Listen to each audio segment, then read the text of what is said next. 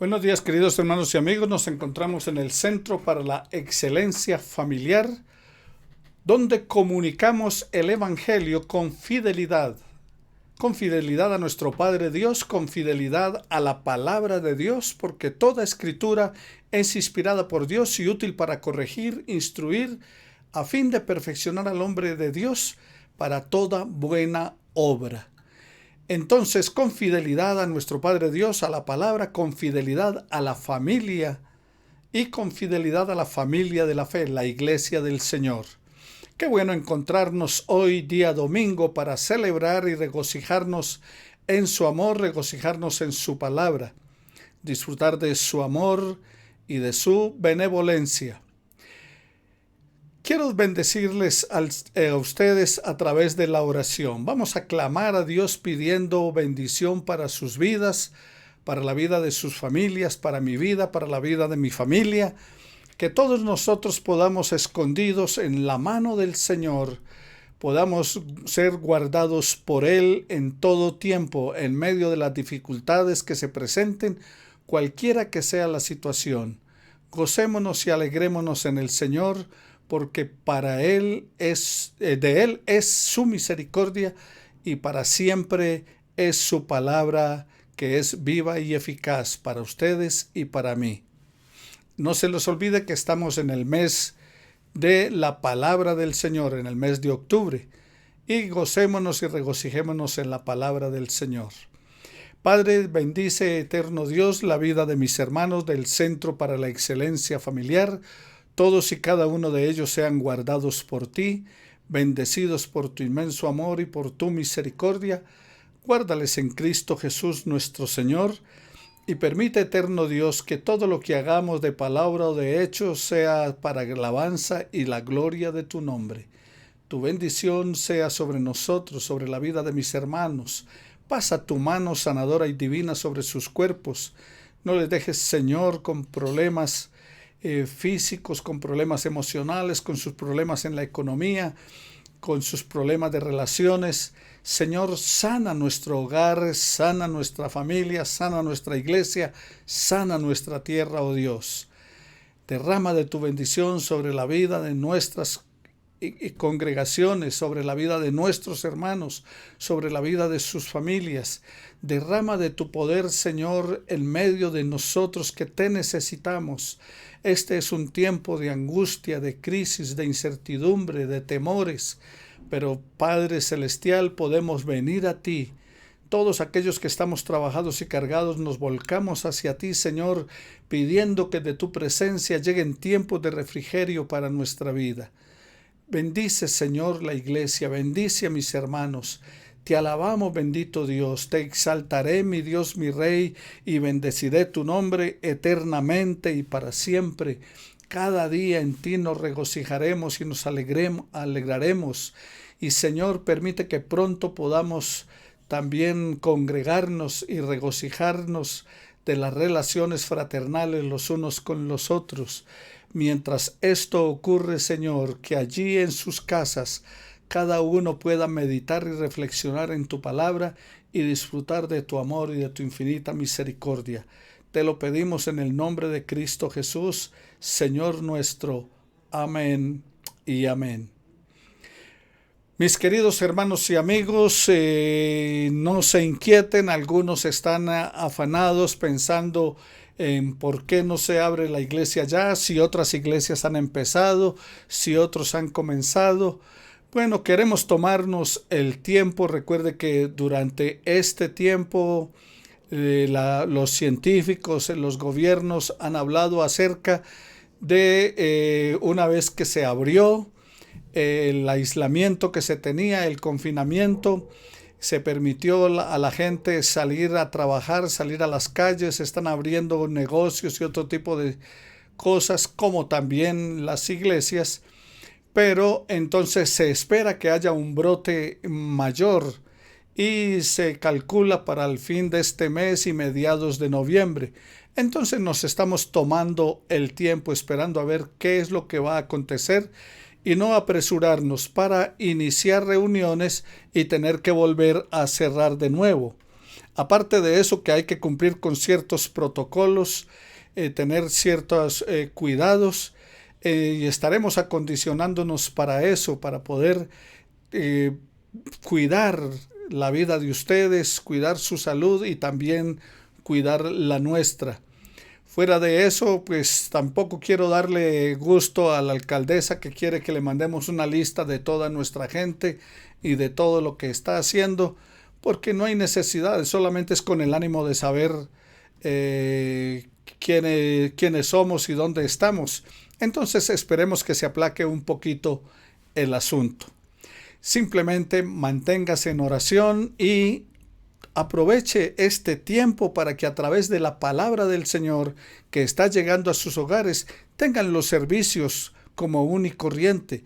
O sea, tengan su reunión, prepárese, alístese, organícese como en un culto normal y vaya al estudio de la palabra del Señor, santel.info. En este momento, mande a sus familiares un WhatsApp, llámelos por teléfono, díganle, busque en santel.info y allí va a encontrar entonces la palabra del Señor. Recuerde que después del estudio tendremos alabanza al Señor y después de la alabanza viene la predicación de la palabra.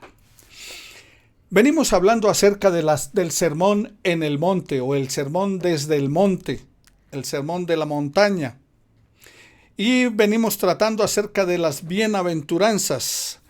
Hoy hablamos acerca de los bienaventurados los mansos, como dice la palabra del Señor allí en San Mateo en el capítulo 5. Pero también se hace alusión en San Mateo 11:29. Esta bienaventuranza, bienaventurados los mansos, es una bienaventuranza que se cita en el Salmo 37:11. Pero los mansos heredarán la tierra y se recrearán con abundancia de paz, dice el Salmo 37:11. Y ahora en las bienaventuranzas Jesús dice, bienaventurados los mansos porque ellos heredarán la tierra. Sin embargo, tiene una dimensión mayor, pues ya no se trata simplemente de heredar la tierra prometida, como en el Salmo 37:11, sino heredar el reino de Dios, como lo presenta Jesús en las bienaventuranzas. Cada palabra de la bienaventuranza es como si pretendiera desinflar esas ínfulas de grandeza que tenían los judíos sobre sus ideas terrenales de un reino mesiánico que le devolvería a Israel la grandeza del pasado. Jesucristo dijo, bienaventurados los mansos. Mientras que en nuestro mundo se cataloga a un manso como una persona de carácter débil, que no tiene autoridad, que le falta liderazgo e inclusive que es poco productiva, eso es para nuestro mundo. Bienaventurados los que lloran y los mansos, en nuestro mundo no es una virtud, es una debilidad. ¿Qué es lo que dice el mundo? No se deje, no sea bobo. Pegue primero, que el que pega primero pega dos veces. Y tristemente también esto ha hecho carrera en el campamento del Señor, porque uno escucha a cristianos decir frases como esta: el Señor dijo que seamos mansos pero no mensos. Y eso es desdibujar lo que Dios dijo. El Señor Jesús está diciendo que debemos ser mansos, porque el manso será feliz y heredará el reino de Dios. Muchos predicadores contemporáneos han archivado las bienaventuranzas de Mateo 5 porque el énfasis está en que la gente que asiste a sus congregaciones se sientan felices. Parece que su propósito es hacer que la gente pase un buen rato allí en el culto. El pastor Robert Schuller, cuando pastoreaba la Catedral de Cristal en California, Estados Unidos, dijo en una ocasión: ¿cómo le voy a predicar a la gente de pecado, de infierno, del diablo, si son personas que se las pasan estresados toda la semana en sus trabajos, en sus negocios, en las crisis de esta ciudad, y ellos vienen a la iglesia es buscando un poco de solaz, de paz, de quietud? Bueno, por eso escucha usted mensajes como: usted es un campeón, usted es un ganador. Lo del impío es para los hijos de Dios. Eso, mis queridos hermanos, nos pone en riesgo de caer en orgullo santo. La gente que sale de esos cultos, ¿qué sale diciendo? ¡Ah! Me gusta ese predicador. Pero la pregunta es, cuando escucharon el sermón del monte, ¿la gente dijo eso de Jesús? Cuando Jesús les predicó, felices los infelices, felices los pobres, felices los que lloran, felices los que sufren, felices los que son perseguidos. Ese no es el mensaje que se escucha en el día de hoy. ¿Y usted cree que la gente salió diciendo de Jesús, ¡ay, qué buen predicador! No. Pero Jesús los confrontó y usted y yo debemos confrontarnos con la palabra. Debemos confrontarnos con lo que Jesús nos enseñó. Esa es una de las razones por las cuales hay muchos cristianos hoy tan desesperados por el problema del confinamiento, por el problema de la pandemia, por la crisis que se está viviendo actualmente en el mundo, porque les dijeron y les vendieron un evangelio de prosperidad, de bienestar, de que todo es bueno, de que nada le va a tocar, usted no se puede enfermar, nada le va a pasar. Y entonces resulta que la enfermedad llegó al campamento del Señor, el COVID está atacando a todo mundo.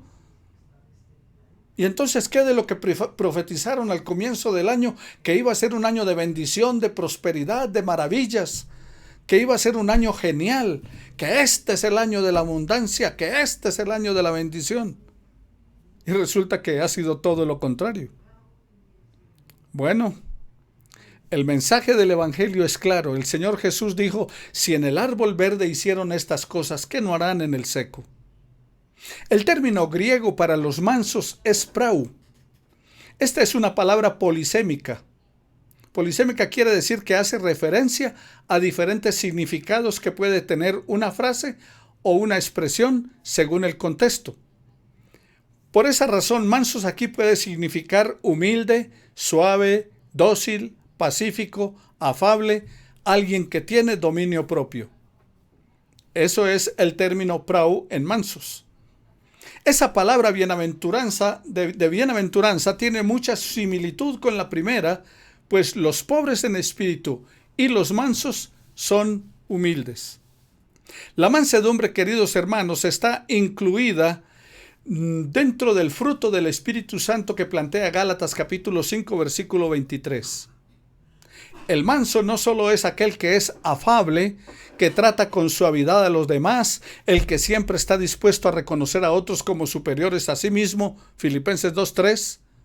El que hace esto puede tener la seguridad de que contará con muchas personas a su favor y que gozará del aprecio de los demás. Pero el manso también es aquel que no guarda rencor, sino que está siempre dispuesto a perdonar las ofensas recibidas. Jamás permite que las heridas le causen amargura y resentimiento.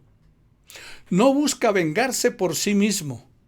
No toma la justicia en sus manos, sino que deja toda causa a su Señor, a su Dios, y espera en Él.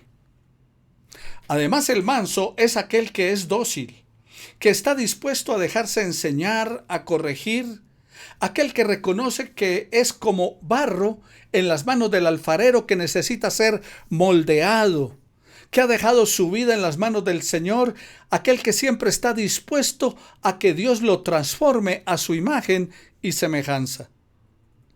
El manso es aquel que acepta la corrección de Dios como algo benéfico para él, que lo acepta como una expresión del amor de Dios y que lo hace sin renegar ni cuestionar. Aunque en el momento no está a gusto con la corrección. No es que siempre la voluntad de Dios para nosotros va a ser, listo, maravilloso. No, hay dificultades y hay cosas que nos lastiman, que nos duelen, que nos inquietan, que nos preocupan. Pero el manso siempre estará dispuesto a reconocer que el propósito de Dios es bueno, es agradable y es perfecto para su vida. El manso es aquel que tiene dominio propio, que mantiene sus emociones bajo control, pero no bajo el control de su propia fuerza o voluntad, sino porque él mismo le ha cedido el trono a su Señor, a su Dios. Es aquel que, como dijo Pablo, ya no vivo yo, vive Cristo en mí. y todo lo que haga ahora lo hago en la fe y en el Hijo de Dios. Bueno, el manso está bajo el dominio de Dios, ha reconocido su incapacidad para gobernar él mismo su vida y le ha cedido el trono de su vida al Señor. Por eso puede afirmar entonces, como el apóstol Pablo, no vivo yo, vive Cristo en mí. Pero también es aquel que está dispuesto a ceder sus derechos si con ello contribuye al bienestar de otros. La Biblia nos muestra personajes que fueron mansos, como Abraham. Cuando él se separa de Lot, allí en Génesis capítulo 13, Lot, siendo el sobrino, siendo que está sometido a la autoridad de Abraham, escoge el territorio mejor para él. Y como Abraham es una persona mansa, simplemente le dice, hágale, tranquilo, no hay problema. Porque Abraham estaba descansando en el poder y la misericordia de Dios. Perdón.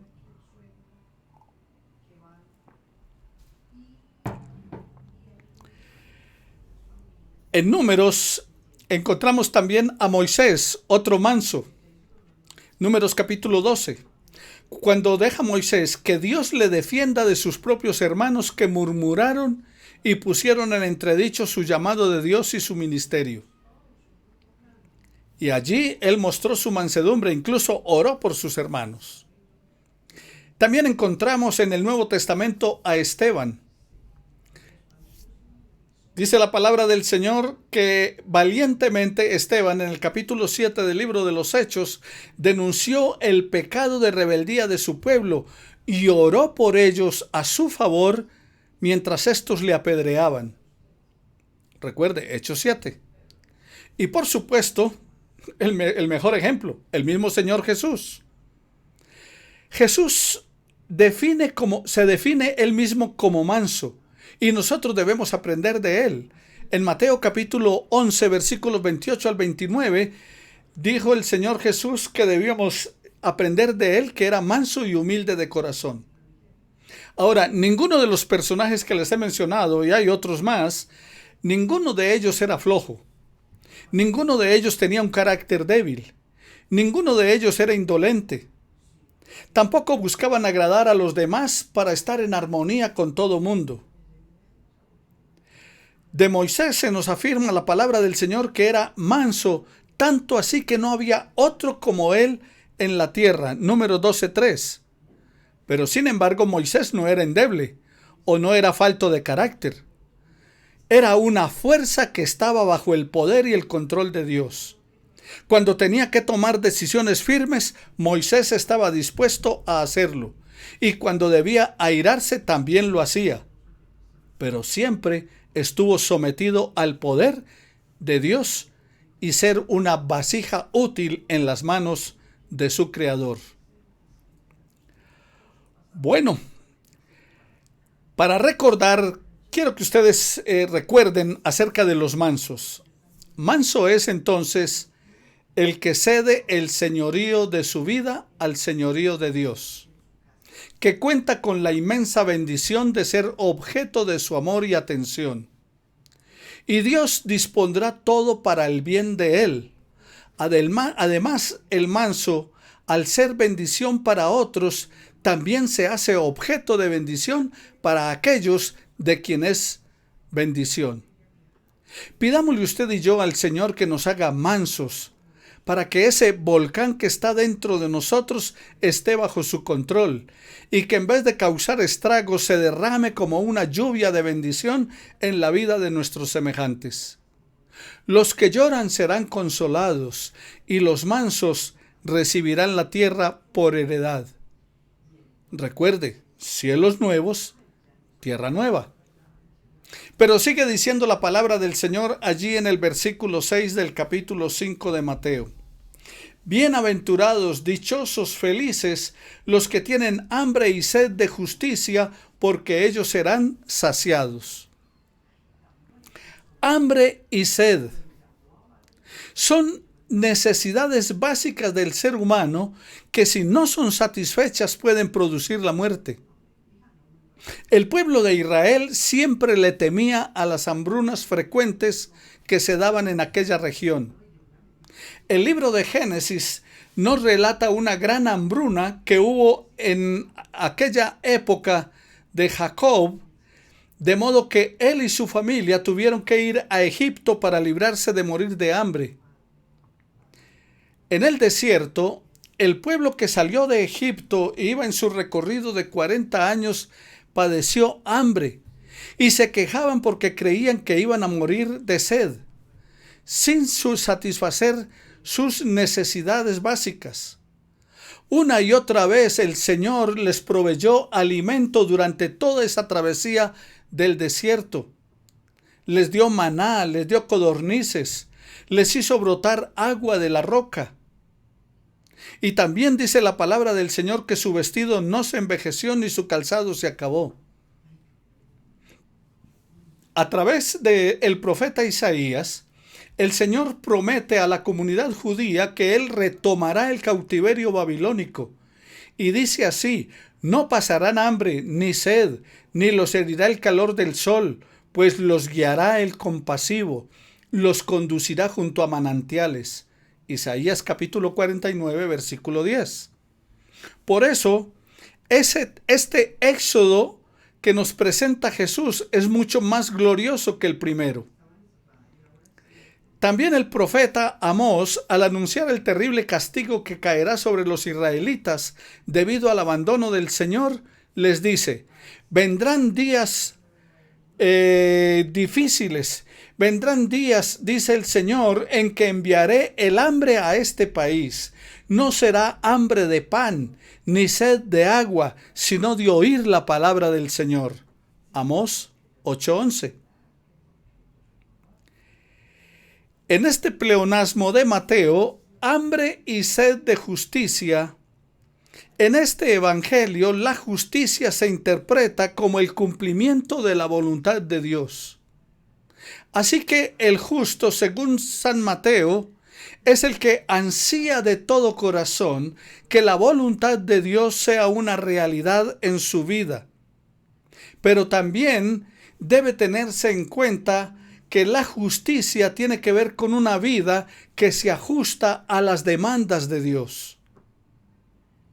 Queremos la justicia de Dios, hambre y sed, como el ciervo brama por las corrientes de las aguas, así clama por ti, oh Dios, el alma mía. Mi alma tiene sed del Dios vivo. De la justicia de Dios, del chesed de Dios, de la misericordia de Dios, del gran amor de Dios. El justo, entonces, es también aquel que se comporta de acuerdo con las estipulaciones, con lo establecido por el Señor. Ahora, no solamente entonces se comporta correctamente en su relación con Dios y en su relación con su prójimo, también su anhelo es que su vida siempre esté conformada espiritual y completamente a la demanda del Señor. Su mayor anhelo, su mayor deseo es que su vida refleje esta santidad que solo Dios puede darle. Anhela y desea la santidad, anhela y desea el caminar en Dios, anhela y desea la búsqueda de Dios. Tiene hambre y sed de la palabra de Dios. ¿Eso lo sientes tú? ¿Experimentas esa hambre y esa sed por la palabra de Dios? ¿Por la presencia de Dios? ¿Por el cuidado de Dios para tu vida? Entonces, mis queridos hermanos y amigos, lo que Él quiere es que su vida refleje la santidad de Dios y no se engaña al creer que sus buenas obras lo justifican. Ese es el que tiene hambre y sed de justicia. No cree que por lo bueno que Él realice, no cree que por las cosas maravillosas que hace, entonces ya tiene de Dios la bendición y la benevolencia. No. Él reconoce que lo que hace ante Dios es nada.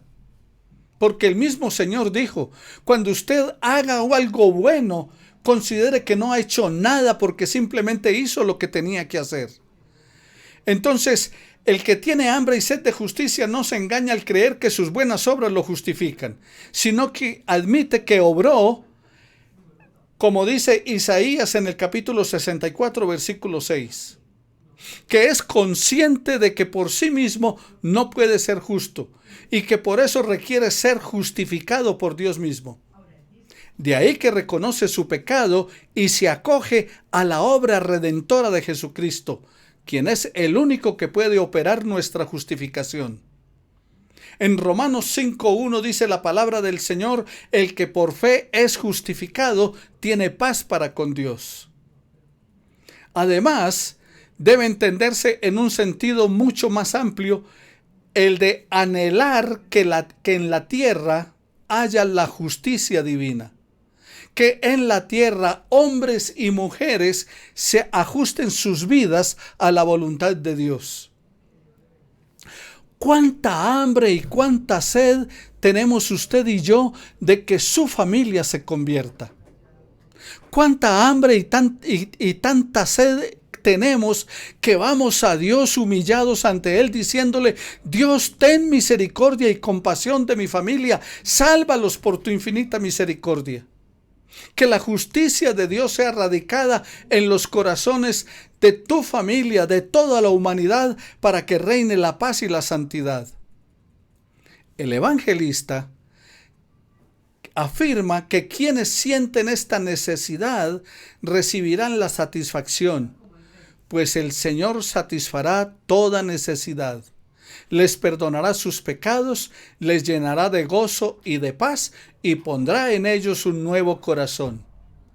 De esta manera sus vidas ya no serán conformadas a las normas que tiene el mundo, sino a las de los ciudadanos del reino de Dios. Para recordar, usted cuánto ansía del Señor. ¿Usted está anhelando, ansiando a Dios de todo corazón? ¿Quiere que su voluntad se halle en su vida? ¿Anhelas con todas tus fuerzas vivir en conformidad con la palabra de Dios? Si es así, regocíjate, feliz, porque el Señor satisfará tu hambre y tu sed. Pero también nos dice la palabra del Señor: dichosos, felices, bienaventurados los misericordiosos. Mateo 5:7. El término griego eleos hace referencia a la misericordia, a la compasión. Y esa es la manifestación externa de compasión. Eso está en el diccionario Vine, diccionario expositivo de la palabra de Dios en el Antiguo Testamento. ¿Quién es el misericordioso? Bueno, el misericordioso es aquel que muestra bondad o compasión hacia aquellos que necesitan ayuda. Y también se aplica al que está dispuesto a perdonar las ofensas de aquellos que lo han ofendido o que lo han herido. Aquí en el Evangelio de San Mateo, en el capítulo 5, el término es usado de manera amplia para referencia a aquel que está dispuesto a hacer el bien a todo necesitado, independientemente de las circunstancias. Y el evangelista usa la palabra para hablar de el perdón de las ofensas, como usted lo encuentra en Mateo, en el capítulo 18, en el versículo 33 de la palabra del Señor. San Mateo, en el capítulo 18, versículo 33, que dice lo siguiente: no debáis tú también tener misericordia de tu consiervo, como yo tuve misericordia de ti. Está hablando, recuerda aquel caso de el hombre que fue perdonado una deuda grande por su señor, y luego cuando salió encontró a un criado que le debía a él mucho menos y le pidió que tuviera compasión, pero él no quiso y lo metió a la cárcel por ello. Y entonces allí Jesús le dice: ¿no debías tú haber tenido compasión de aquel como yo tuve misericordia de ti? Entonces esa es la palabra que él está usando aquí en cuanto a misericordia. La misericordia, el que tiene misericordia está dispuesto a perdonar al pecador, así como Dios nos perdona a nosotros. Y el salmista, al reconocer su pecado, al acudir al Señor, dijo: ten piedad de mí, oh Dios, conforme a tu misericordia, conforme a la multitud de tus piedades, borra mis rebeliones. Salmo 51:1. Es una verdad maravillosa que usted y yo encontramos en la Biblia. Y es la palabra que expresa el salmista cuando él dice: clemente y misericordioso es Jehová, lento para la ira y grande en misericordia. Salmo 145, versículo 8. Es, queridos hermanos, que por su misericordia no nos paga de acuerdo a lo que merecen nuestros actos. Salmo 103, versículos 10 y 12.